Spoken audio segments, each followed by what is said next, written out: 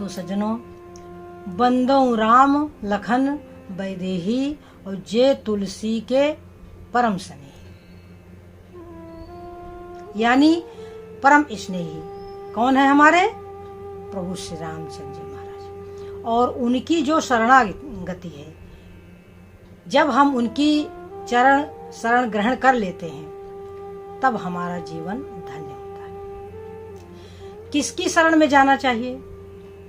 जो श्रेष्ठ हो, जो समर्थ हो, जो सर्वज्ञ हो, उसी की शरण ग्रहण करनी चाहिए। तो या तो फिर संत समर्थ हैं और या तो प्रभु समर्थ है। तो सही मानों में तो संत वही है जो भगवान से हमें मिला दे, जो हमारी शरणागति करा दे, जिसकी कृपा से,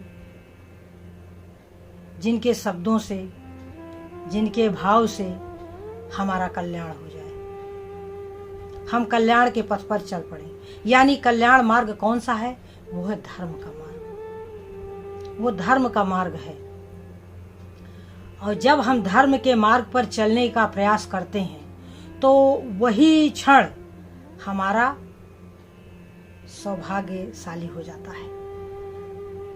जीवन तो सभी जीते हैं सज्जनों, जीवन तो सभी जीते हैं, परंतु जीवन जीने की कला जिसमें है वो परम भाग्यशाली है।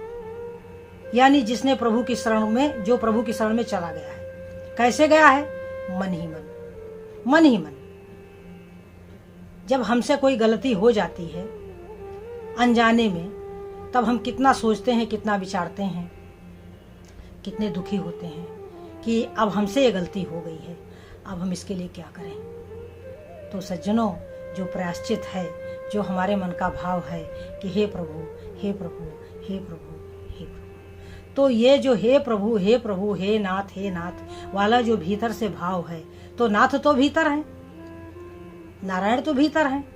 उन्होंने संसार की रचना करके और संसार में ही बैठ गए हैं। प्रभु जो हैं संसार की रचना करके संसार में व्याप्त हैं। अब उस रहस्य को कौन बताए, कौन जाने, किसके द्वारा हमें पता चले।